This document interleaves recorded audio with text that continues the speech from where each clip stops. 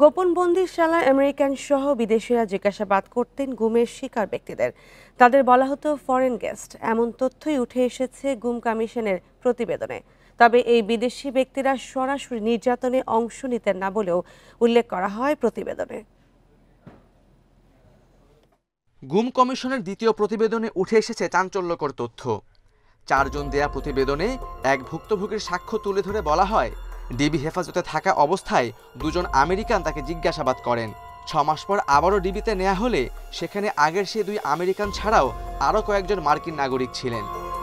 প্রতিবেদনে বলা হয়, আরেকজন বন্দী ডিজিএফআইয়ের হেফাজতে আটক থাকার সময় তাকে একজন ইংরেজিভাষী বিদেশি জিজ্ঞাসাবাদ করতে এসেছিলেন বলে কমিশনকে জানিয়েছেন। প্রতিবেদনে আরও বলা হয়, ভারতের সঙ্গে গড়ে ওঠা সম্পর্কের পাশাপাশি আওয়ামী লীগ দীর্ঘদিন ধরে সন্ত্রাস বিরোধী লড়াইয়ের নামে পশ্চিমা সহযোগিতা থেকেও লাভবান হয়। এই যে গুমের সংস্কৃতি, এইটা কিন্তু একটা ভয়াবহ আকারে বাংলাদেশের রাজনৈতিক, অর্থনৈতিক এবং দায়মুক্তির সংস্কৃতি হিসাবে গড়ে উঠেছিল। তৎকালীন সরকার এবং সরকারের নিয়ন্ত্রণাধীন যেই বাহিনীগুলো ছিল তারা কিন্তু এই গুমকে হাতিয়ার হিসেবে ব্যবহার করেছে। কমিশন এখন পর্যন্ত 1850টি অভিযোগ থেকে 1350টি অভিযোগ যাচাই বাছাই শেষে এ প্রতিবেদন তৈরি করে। এতে বলা হয়, বিদেশিরা সরাসরি নির্যাতনে অংশ না নিলেও তাদের উপস্থিতি এই গোপন আটক ব্যবস্থাকে বৈধতা দিয়েছিল। তাদের যে আইনি সহযোগিতা পাওয়ার কথা, তারা যে ভুক্তভোগী, এইটা আমাদের দেশের ক্রিমিনাল জাস্টিস সিস্টেম একেবারেই ডিসফাংশনাল ছিল গত 15-16 বছর, যেটার কারণে তারা কিন্তু ভুক্তভোগী, তারা জামিন সময় মতো পান নাই।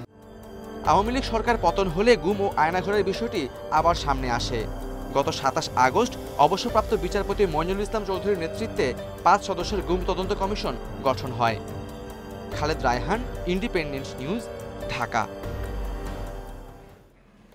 সংস্কার প্রশ্ন ঐক্যমত্য তৈরির লক্ষ্যে আজও রাজনৈতিক দলগুলোর সাথে আলোচনা করবে জাতীয় ঐক্যমত্য কমিশন। সকালে রাজধানীর ফরেন সার্ভিস একাডেমিতে চলবে এই কার্যক্রম। এর আগে রোববার প্রধানমন্ত্রীর মেয়াদ, সংবিধান ও রাষ্ট্রের মূলনীতি নিয়ে হয় আলোচনা। দিনব্যাপী আলোচনায় কোনো বিষয়ে একমত হয়নি দলগুলো। পরে কমিশনের সহসভাপতি আলী রিয়াজ জানান, প্রধানমন্ত্রীর মেয়াদ নিয়ে বিএনপি সহ 3টি দল বাদে বাকির একমত। রোববারের আলোচনায় 5ম সংশোধনীর বিসমিল্লাহ এবং আল্লাহর ওপর পূর্ণ আস্থা ও বিশ্বাসে ফেরার দাবি জানায় বিএনপি জামায়াত।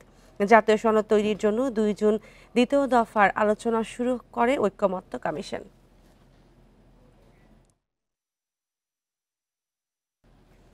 কোনো অপরাধেরই মব জাস্টিস সমর্থনযোগ্য নয় বলে মন্তব্য করেছেন বিএনপি নেতা রুহুল কবির রিজভী। এ ধরনের ঘটনা বন্ধের পাশাপাশি আইন শৃঙ্খলা নিয়ন্ত্রণে সরকারকে দ্রুত ব্যবস্থা নেওয়ার আহ্বান জানান তিনি। পরিকল্পিতভাবে মব তৈরি ও বিশৃঙ্খলায় জড়িতদের চিহ্নিত করে আইনি ব্যবস্থা নেওয়ার দাবি বিএনপির আরেক নেতা আব্দুল আওয়াল মিন্টুর। রাজধানীতে আলাদা 2 কর্মসূচিতে এসব কথা বলেন তারা। রাজধানীর উত্তরায় রাষ্ট্র কাঠামো মেরামতে বিএনপির 31 দফার প্রচারপত্র বিতরণ করেন দলটির নেতাকর্মীরা। মঙ্গলবার সকালে কর্মসূচিতে অংশ নিয়ে মব সন্ত্রাসের বিরুদ্ধে কথা বলেন বিএনপির ভাইস চেয়ারম্যান আব্দুল আওয়াল মিন্টু। সেটা হলো মব জাস্টিস। দেশে পরিকল্পিত মব তৈরির বিশৃঙ্খলা ঠেকাতে সরকারকে কঠোর হওয়ার আহ্বান জানান তিনি। জড়িতদের দ্রুত আইনের আওতায় আনার দাবিও তার। মব জাস্টিস কারা শুরু করছে আপনারা ভালো করে দেখেন। আমরা দাবি করি যারা এই মব জাস্টিসের সাথে জড়িত তাদের সবাইকে আইনের আওতায় আনা হোক। কারণ মব জাস্টিস করে যারা মনে করে যে আমরা সরকার পালাই দিচ্ছি, সরকার পালাই গেছে আমাদের ভয়ে, তারাই এই মব জাস্টিস সৃষ্টি করতেছে। পরে দুপুরে জিয়া উদ্যানে মব সন্ত্রাস নিয়ে কথা বলেন বিএনপি নেতা রুহুল কবির রিজভীও। বলেন, গত 3 নির্বাচনের দায়িত্ব পালন করা সব নির্বাচন কমিশনার ফ্যাসিবাদের অংশ। মবের মাধ্যমে নয়, আদালতে তাদের বিচার নিশ্চিত করতে হবে। যারা দাবি নির্বাচন করেছে, যারা বিরোধী দলের মনোনয়ন প্রত্যাশীকে সে মনোনয়ন জমা দিতে পারেনি, এর জন্য দায়ী এই 3 নির্বাচন কমিশন। তাদের আইনসঙ্গতভাবে বিচার হোক। তাদের বিরুদ্ধে মামলা হয়েছে, সেই মামলা অনুযায়ী বিচার হোক। কিন্তু কারো হাতে আইন তুলে নেওয়ার কোনো অধিকার নেই। মব সন্ত্রাস বন্ধের পাশাপাশি আইনশৃঙ্খলা পরিস্থিতি দ্রুত নিয়ন্ত্রণে সরকারকে কঠোর হওয়ার তাগিদ দেন তিনি। সামাজিক সন্ত্রাসীদের হাতে বা সামাজিক কোনো ঘটনার কারণে মানুষ যাতে নিরাপত্তাহীন না থাকে সেই বিষয়টি আপনাদের দেখতে হবে। ব্রাহ্মণবাড়িয়ার নবগঠিত জেলা কমিটির সদস্যদের নিয়ে দলের প্রতিষ্ঠাতা জিয়াউর রহমানের সমাধিতে শ্রদ্ধা জানান রুহুল কবির রিজভী। Rifat Alam, independent news, Dhaka.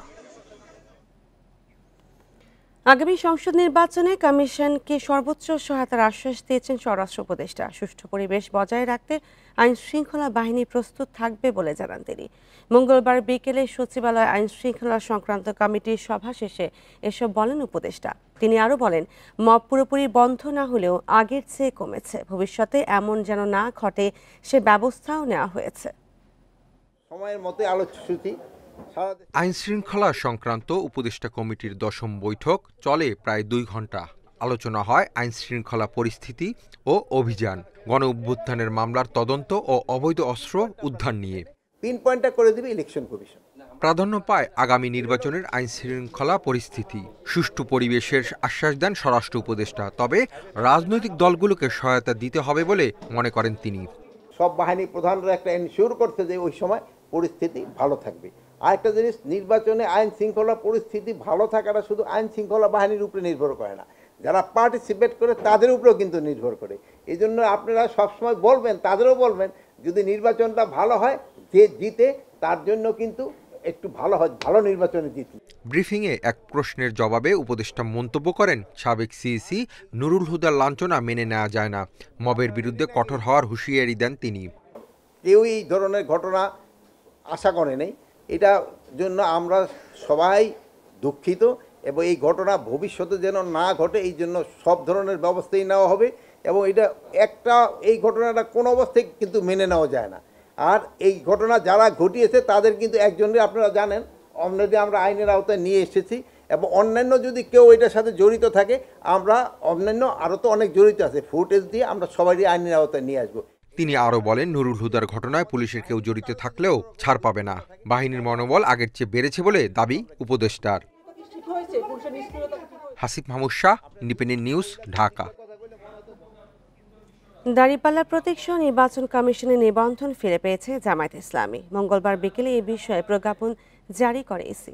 প্রতীক সহ নিবন্ধন ফিরে পেয়ে জামায়াত ইসলামী নির্বাচন প্রক্রিয়ায় আরও এক ধাপ এগিয়েছে বলে মন্তব্য করেছেন দলের সেক্রেটারি জেনারেল মিয়া গোলাম পরওয়ার।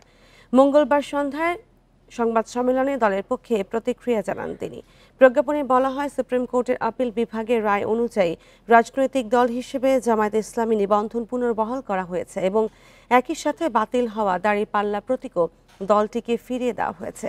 2008 সালে রাজনৈতিক দল হিসেবে জামায়াতকে নিবন্ধন দেয় নির্বাচন কমিশন। পরের বছর এর বিরুদ্ধে হাইকোর্টে রিট করেন 25 ব্যক্তি। শুনানি শেষে 2013 সালে দলটি নিবন্ধন বাতিল করে রায় দেয় হাইকোর্ট। এরপর দাঁড়িপাল্লা ন্যায় বিচারের প্রতীক এমন কারণ দেখিয়ে 2016 সালে সুপ্রিম কোর্টের ফুল কোর্টের সিদ্ধান্তে জামায়াতের প্রতীক বাতিল করে ইসি। এদিকে আজ সকাল 11টার দিকে আগারগাঁওয়ে নির্বাচন কমিশনে যাবে দলটি।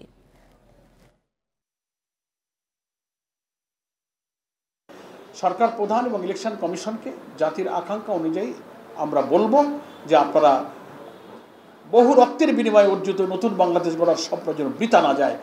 সরকার প্রধান এবং নির্বাচন কমিশনের প্রধানের উপর এটা বহুলাংশে নির্ভরশীল। তাদেরকে নিরপেক্ষ থাকতে হবে, শক্ত থাকতে হবে, সোজা থাকতে হবে, কোনো দিকে ঝুঁকে পড়া যাবে না। এটাই জাতির আশা আকাঙ্ক্ষা। আশা করি এরই মাধ্যমে বাংলাদেশের রাজনৈতিক সংস্কৃতিতে নতুন নতুন ইতিহাস এবং ঐতিহ্য সৃষ্টি হবে। ইনক্লুসিভ রাজনৈতিক করার ক্ষেত্রে সকলেই গুরুত্বপূর্ণ ভূমিকা পালন করবেন। ঢাকা বিশ্ববিদ্যালয়ের টিএসসি এলাকায় ককটেল বিস্ফোরণ হয়েছে। মঙ্গলবার রাত 10:30টার দিকে রাজু ভাস্কর্যের পাশে ঘটনা ঘটে। পরে ঘটনাস্থল পরিদর্শন করে পুলিশ। এদিকে বিস্ফোরণের পর তাৎক্ষণিক বিক্ষোভ মিছিল করেছে গণতান্ত্রিক ছাত্র সংসদ। টিএসসি থেকে শুরু হয়ে প্রক্টর অফিস পর্যন্ত গিয়ে শেষ হয় মিছিলটি। ঘটনায় তীব্র নিন্দা জানিয়ে সন্ত্রাসীদের চিহ্নিতের দাবি জানায় নেতারা। সংক্ষিপ্ত সংবাদ সম্মেলনে তারা অভিযোগ করেন, ডাকসু নির্বাচনকে বানচাল করতে ক্যাম্পাসে ককটেল ফাটানো হয়েছে। তাদের ছাড় দেওয়া হবে না বলে জানায় গণতান্ত্রিক ছাত্র সংসদ। যাতে কি নেতৃত্বহীন করতে সব শিক্ষা প্রতিষ্ঠানে ছাত্র সংসদ বন্ধ রাখা হয়েছে বলেও মন্তব্য করে নেতারা। এর আগে সোমবার রাতে রাজধানীর বাংলা মোটরে এনসিপির কার্যালয়ের সামনে ককটেল বিস্ফোরণের ঘটনা ঘটে। এতে ঢাকা মহানগরের নেতা আসিফ উদ্দিন সম্রাট সহ 6 কর্মী আহত হয়।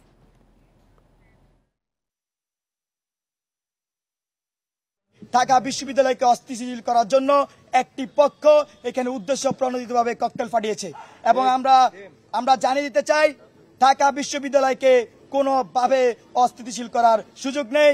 আমরা সাধারণ শিক্ষার্থীদের সাথে নিয়ে এই ক্যাম্পাসকে যে কোনো মূল্যে আমরা নিরাপদ রাখবো। বন্ধু, কুমিল্লার দাউদকান্দি পৌর এলাকায় ডেঙ্গু পরিস্থিতি ভয়াবহ আকার ধারণ করেছে। জেলায় আক্রান্ত 1,500 রোগীর বেশিরভাগই এই এলাকার বাসিন্দা। চলতি মাসে দাউদকান্দিতে শনাক্ত 5 জনের মৃত্যু হলেও স্থানীয়দের দাবি এই সংখ্যা আরও বেশি। সংক্রমণ ও মৃত্যু নিয়ে সঠিক তথ্য নেই স্বাস্থ্য বিভাগের কাছে। দাউদকান্দির পৌরসভার 5 ও 6 নম্বর ওয়ার্ডের প্রায় প্রতিটি ঘরে ডেঙ্গুর সংক্রমণ ছড়িয়েছে।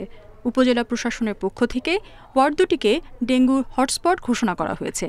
চলতি মাসের প্রথম 23 দিনে এই উপজেলাতেই শনাক্ত হয়েছে অন্তত 1,500 ডেঙ্গু রোগী। এদের বেশিরভাগই আবার পৌর এলাকার বাসিন্দা। ওয়ার্ড দুটির মধ্যে বেশি ঘনবসতিপূর্ণ দোনারচর, সবজিকান্দি, সাহাপাড়া, নাগেরকান্দি ও দাউদকান্দি বাজার এলাকা। এছাড়া অপরিচ্ছন্ন পরিবেশ এবং এডিস মশা নিয়ন্ত্রণে ব্যবস্থা না থাকায় সংক্রমণ বাড়ছে বলছেন চিকিৎসক। মশা বিস্তারের অনেক ক্ষেত্র ওখানে পরিলক্ষিত হয়েছে সরজমিনে আমার চোখে।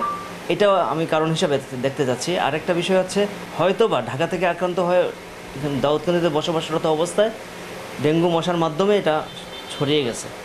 স্বাস্থ্য বিভাগের কাছে প্রকৃত তথ্য না থাকায় এসব এলাকায় নেওয়া হয় না তেমন প্রতিরোধ ব্যবস্থা।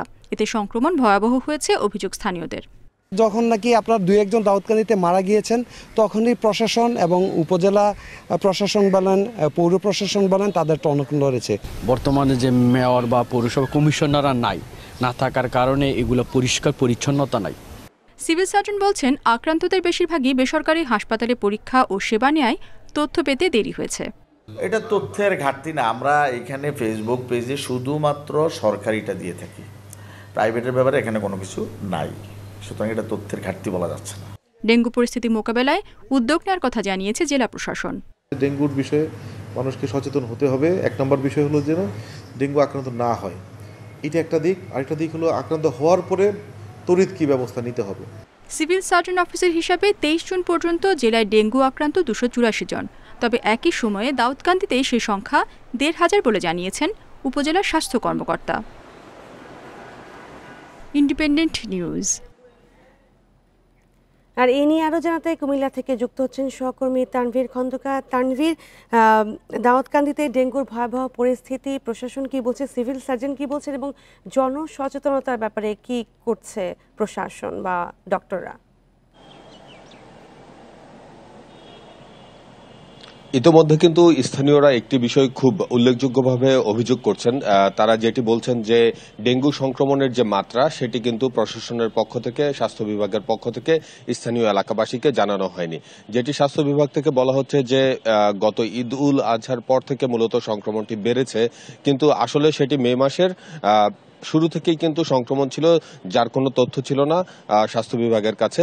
আর তারা যে তথ্যটি শুধুমাত্র প্রকাশ করে আসছিল সেটি হচ্ছে সরকারি হাসপাতাল, অর্থাৎ কুমিল্লা মেডিকেল কলেজ হাসপাতাল, কুমিল্লা সদর হাসপাতাল কিংবা উপজেলা স্বাস্থ্য কমপ্লেক্সে যেসব টেস্টগুলো করানো হয়েছে সেগুলোর তথ্য। আর সেই তথ্যগুলো খুবই নগণ্য ছিল। কিন্তু মানুষ সাধারণত সরকারি হাসপাতালগুলোতে কম টেস্ট করিয়ে থাকেন, বেশিরভাগই বেসরকারি হাসপাতালে টেস্ট করিয়ে থাকেন। সেই তথ্যগুলো তারা সংগ্রহ করেননি কিংবা তাদের কাছে আসেনি, যে কারণে দাউদকান্দি পৌরসভাতে কি পরিমাণ রোগী ডেঙ্গু সংক্রমিত হয়েছে স্বাস্থ্য বিভাগের কাছে সে তথ্য ছিল না। আর সে তথ্য না জানার কারণে কিন্তু মানুষ প্রতিরোধ যে ব্যবস্থা সেটি নিতে পারেনি। এলাকাবাসীর সাথে আমি কথা বলেছি, বিশেষ করে পৌরসভার 5 এবং 6 নম্বর ওয়ার্ডে গিয়ে আমি দেখেছি এবং সেখানকার মানুষের সাথে কথা বলেছি। তারা যেটি বলছে যে যদি স্বাস্থ্য বিভাগ থেকে আগেই কোনো সতর্কতা জারি করত, প্রশাসনের কোনো উদ্যোগ না থাকলেও কিন্তু সাধারণ মানুষ চাইলে সেখানে প্রতিরোধ ব্যবস্থা নিতে পারত, অথবা তারা ডেঙ্গুর বিষয়ে আসলে যে চিকিৎসা ব্যবস্থা সেটি কিন্তু প্রকটভাবে নিতে পারত। কারণ অনেক রোগীর সাথে আমরা কথা বলেছি দেখেছি গরুপুর উপজেলা স্বাস্থ্য কমপ্লেক্সে, তারা কিন্তু যেটি বলেছে যে এই জ্বরটিকে সাধারণ জ্বর মনে করে কিন্তু তারা বাড়িতে ছিল, তারা সেই টেস্ট করায়নি, কিন্তু পরবর্তীতে যখন 2-1 মৃত্যুর খবর তারা পেয়েছে তখন তাদের মধ্যে আতঙ্ক কাজ করেছে এবং পরে গিয়ে তারা টেস্ট করিয়ে দেখে যে তারা আসলে ডেঙ্গু আক্রান্ত। তো মূলত এই বিষয়ের কারণে কিন্তু সংক্রমণ বৃদ্ধি বলছে এলাকাবাসী। আর আমরা গতকাল দেখেছি যে সেখানে উপজেলা প্রশাসন এবং পৌর প্রশাসনের পক্ষ থেকে কিছু উদ্যোগ নেওয়া হয়েছে পরিষ্কার পরিচ্ছন্নতা এবং মশক নিধনের, কিন্তু সেই উদ্যোগটিকে আসলে যথেষ্ট বলে মনে করছেন না এলাকাবাসী। তারা বলছেন যেহেতু 5 এবং 6 নম্বর ওয়ার্ড ইতিমধ্যে হটস্পট এবং সেখান থেকে 4 নম্বর ওয়ার্ড এবং অন্যান্য ওয়ার্ডও ইতিমধ্যে ছড়িয়েছে, অর্থাৎ সেখানে একটি র্যাপিড কার্যক্রম, অর্থাৎ একদিনে যেন পুরো এলাকায় মশক নিধন করা যায় সেই বিষয়টি প্রশাসনকে ভালোভাবে দেখতে হবে এবং সেখানে পরিষ্কার পরিচ্ছন্নতা কার্যক্রমের পাশাপাশি স্বাস্থ্য সচেতনতা ছড়িয়ে দিতে হবে, তাহলেই দাউদকান্দি উপজেলাতে আসলে ডেঙ্গু সংক্রমণ কমিয়ে আনা সম্ভব হবে। তো এই ছিল আমার কাছে মূলত দাউদকান্দির ডেঙ্গু সংক্রমণ সর্বশেষ তথ্য। কুমিল্লা থেকে জানাচ্ছিলেন সহকর্মী তানভীর খন্দকার। সংকট কাটছে না ঢাকা মেডিকেল কলেজে, এবার ক্লাস পরীক্ষা বর্জনের ঘোষণা 82তম ব্যাচের শিক্ষার্থীদের। মঙ্গলবার দুপুরে অধ্যক্ষের সাথে আলোচনার পর শিক্ষার্থীদের প্রতিনিধি দল জানায় আবাসন নিশ্চিত না হওয়া পর্যন্ত আন্দোলন চলবে। এদিকে ঝুঁকিপূর্ণ ভবন থেকে শিক্ষার্থীদের সরিয়ে নেওয়ার কথা জানিয়েছে কলেজ কর্তৃপক্ষ, তবে এতেও সন্তুষ্ট নন আন্দোলনকারীরা। ঝুঁকি নিয়ে জরাজীর্ণ হলের কক্ষেই থাকছেন আগামী দিনের চিকিৎসকরা। নিরাপদ আবাসন সহ 5 দফা দাবিতে শিক্ষার্থীদের আন্দোলনের জেরে বন্ধ ঢাকা মেডিকেল কলেজ। মঙ্গলবার কলেজ ক্যাম্পাসে এক ব্রিফিংয়ে শিক্ষার্থীরা জানান আন্দোলনের মুখে ঝুঁকিপূর্ণ কক্ষ থেকে শিক্ষার্থীদের নিরাপদ ভবনে সরিয়ে নেওয়ার কাজ শুরু করেছে প্রশাসন।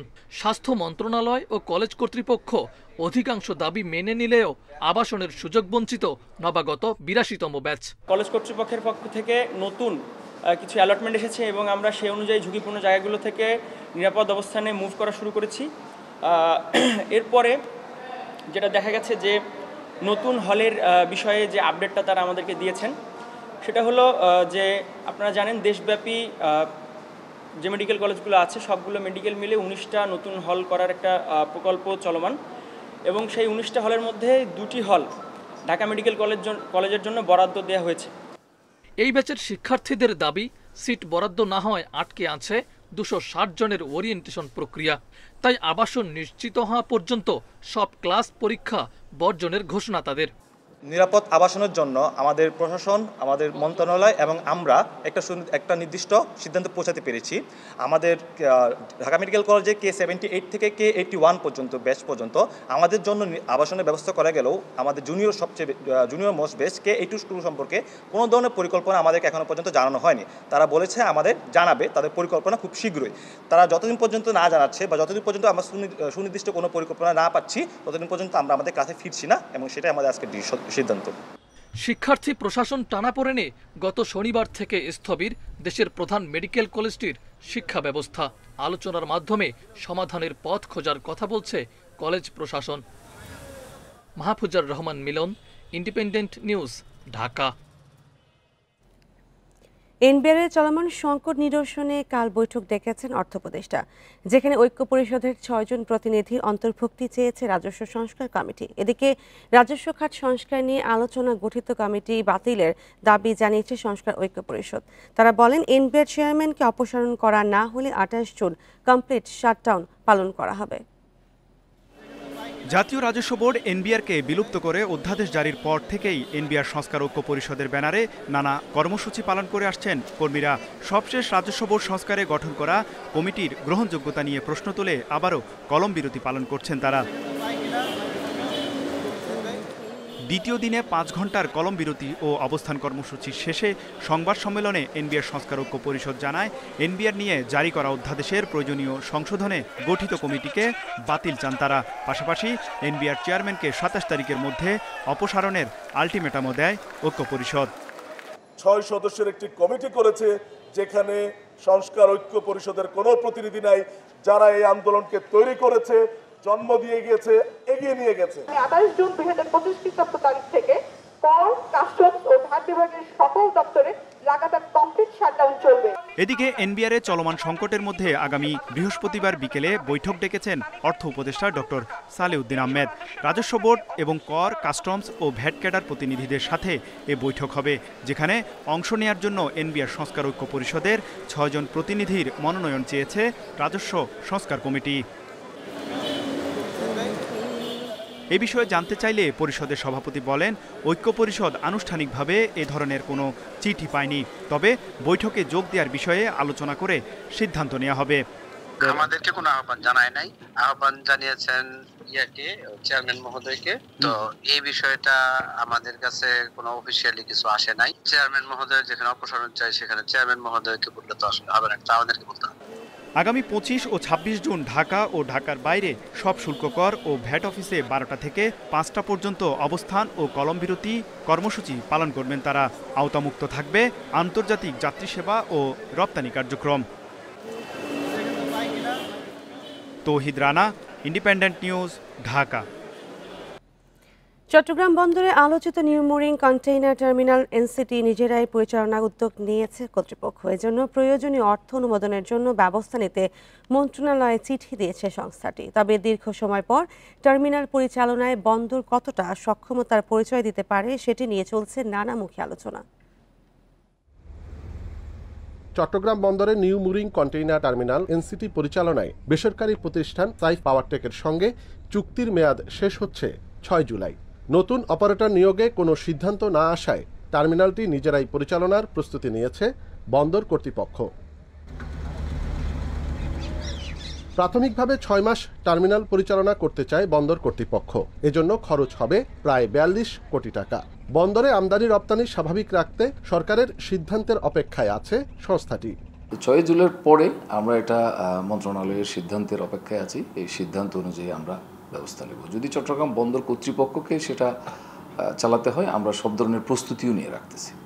950 মিটার দীর্ঘ এনসিটি টার্মিনালে রয়েছে 5টি জেটি। গত বছর মোট কন্টেইনারের 44 ভাগ হ্যান্ডলিং হয়েছে এই টার্মিনালে।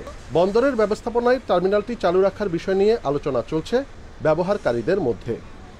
এনসিটি চট্টগ্রাম পোর্ট আমাদের সম্পদ।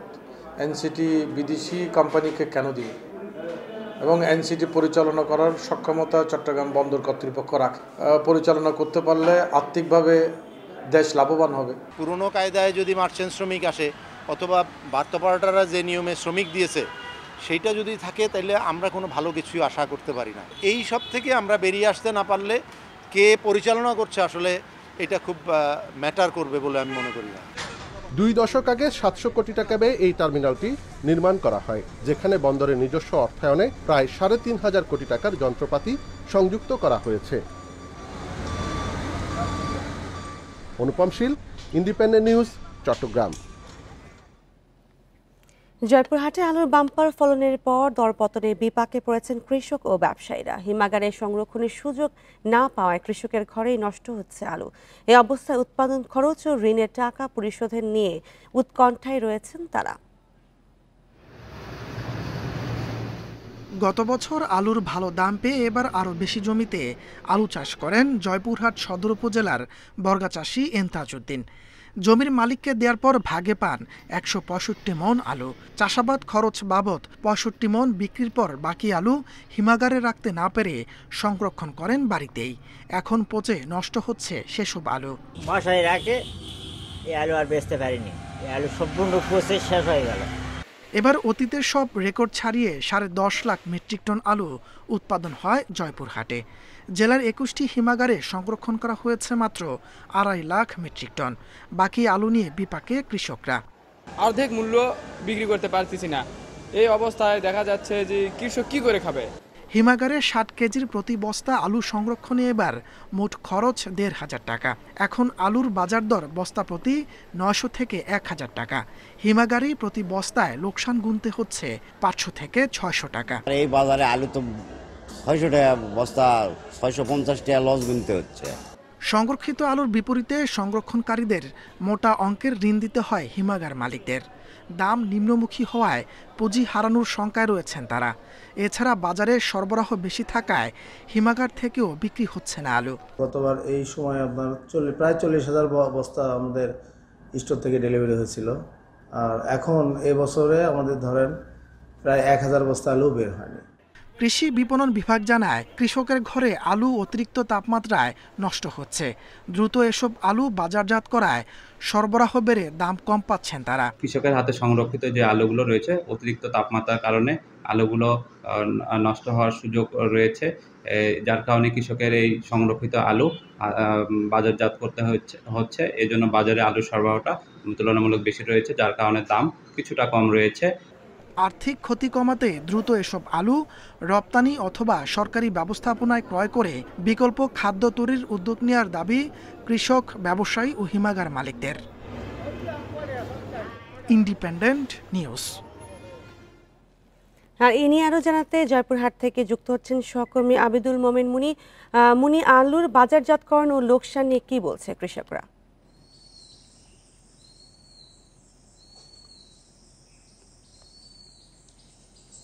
দেখুন, যদি সংক্ষেপে আপনাকে বলি তাহলে কৃষকদের এই শোনার কেউ নাই। আসলে এই কৃষকদের এই যে আলুর দাম পাবেন কি পাবেন না এই বিষয়ে কোনো নিশ্চয়তা কোথাও থেকে নেই। এর মূল কারণটাই হলো যে গত বছরের আলুর বাজার দর মাত্রাতিরিক্ত বেশি হওয়ার কারণে কৃষকরা এবারে আলু চাষে ঝুঁকে পড়েছিল এবং বিশেষ করে এই ক্ষেত্রে যে কৃষি ব্যবস্থাপনার যে কথা বলা হয়েছে পরিকল্পিত চাষাবাদ সেটি কিন্তু হয়নি। অপরিকল্পিতভাবে কৃষকের প্রত্যেকটা জমিতেই প্রায় জেলার আলু চাষ করেছিলেন এবং সে কারণ আবহাওয়া এবং অনুকূলে থাকার কারণে ফলন বেশি হয়েছিল এবং ফলন বেশি হওয়ার কারণে যেটা হয়েছে মাত্র জেলার যে 21টি হিমাগার এই 21টি হিমাগারের যে ধারণ ক্ষমতা তার প্রায় কয়েক গুণ বেশি আলু থেকে গেছে কৃষকদের ঘরে এবং এই কৃষকদের ঘরে যে আলুটি থেকে গেছে গেল তাপমাত্রা যে খরতাপ চলছিল এই খরতাপের কারণে কোনো আলুই কিন্তু কৃষকের ঘরে টেকেনি এবং যে কারণে কৃষকরা একই সাথে আলুগুলো বাজারজাত করার ফলে হঠাৎ করে দাম পড়ে যায় এবং এক্ষেত্রে চাপও পড়ে বিশেষ করে এই হিমাগারগুলোতে। যে হিমাগারগুলোর যে অবস্থা এখন পর্যন্ত যে অবস্থা এখন আলু কিন্তু মানে নামার বা আলু সরবরাহ এখান থেকে করার কোনো মানে লক্ষণ দেখা যাচ্ছে না। প্রত্যেক হিমাগার মানে ঘুরে এবং তাদের সাথে কথা বলে দেখেছি যে তাদের আলুর যে দরপতনের কারণে তাদের কিন্তু এই অবস্থা এবং আদৌ এই অবস্থার উত্তরণ কবে ঘটবে মানে তা নিয়েও কিন্তু শঙ্কা প্রকাশ করেছেন বিশেষ করে হিমাগার মালিক, কৃষক এবং আলু ব্যবসায়ীরা। এবং এই আলুর দাম যে বৃদ্ধির যে বিকল্প কথা যেমনটি আপনি বলছিলেন যে আলু রপ্তানির, সেক্ষেত্রে যদি কোনো সরকারি উদ্যোগ যদি নেওয়া হয় তাহলে এই পরিস্থিতির উত্তরণ ঘটবে বলে বিশেষ করে যারা সংশ্লিষ্ট তারা মনে করছেন। তো জয়পুরহাটের আলুর দর নিয়ে এই ছিল আমার কাছে সর্বশেষ। হ্যাঁ,